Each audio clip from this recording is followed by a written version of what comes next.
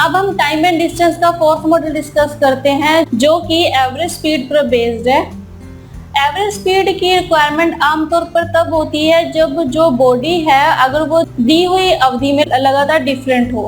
ठीक है, तो यहाँ पर जो बॉडी है वो समय के विभिन्न अंतराल में अलग अलग स्पीड से यात्रा करती है। तो आमतौर पर जो एवरेज स्पीड है उसके माध्यम से हम जो समान स्पीड्स है उसको ठीक करने के लिए एवरेज स्पीड को कैलकुलेट करते हैं। तो एवरेज स्पीड से रिलेटेड सबसे पहला पॉइंट है यहाँ पर कि average speed is not the average of speed, यानी कि जो एवरेज स्पीड है वो स्पीड का एवरेज नहीं है।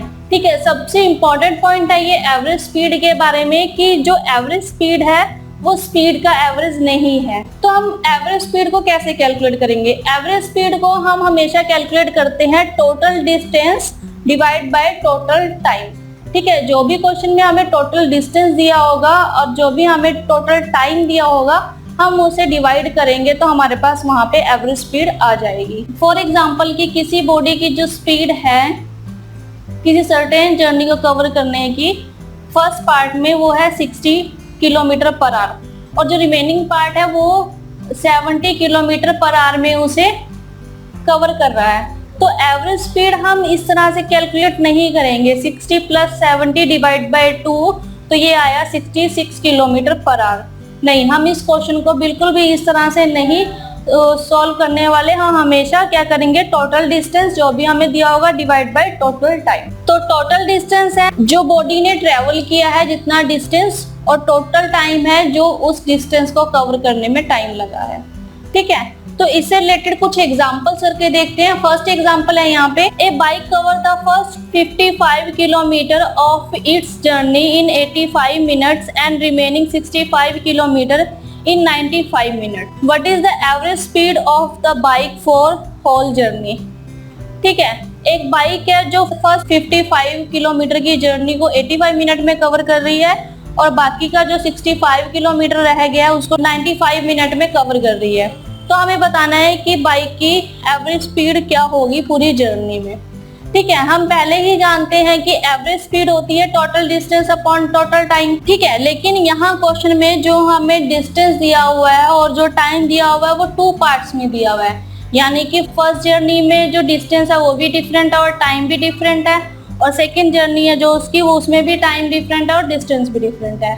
तो अगर हम यहाँ एवरेज स्पीड देखें तो average speed is equal to d1 plus d2, क्योंकि दो तरह का डिस्टेंस हुआ अब यहाँ पर, फर्स्ट 55 किलोमीटर का और रिमेनिंग 65 किलोमीटर का, divide by t1 plus t2। Time भी दो तरह का ही दिया हुआ है, 85 मिनट्स का और 95 मिनट्स का। तो d1 है यहाँ पर 55 किलोमीटर प्लस d2 है यहाँ पर 65, अब ये किलोमीटर में है, डिवाइड बाय t1 है यहाँ पर 85 मिनट्स प्लस और T2 है यहाँ पर 95 मिनट। तो अगर हम इसको ऐड ऑन करें तो ये ऐड कर होकर आएगा 120 डिवाइड बाय 180। ठीक है, अब ये किलोमीटर में है और ये मिनट्स में है।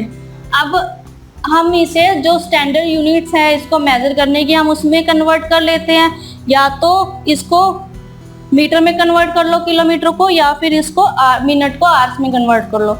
मिनट्स को आवर्स में कन्वर्ट करते हैं तो 180 डिवाइड बाय 60 3 आवर्स हो गए, यानी कि 120 डिवाइड बाय 180 इंटू 60।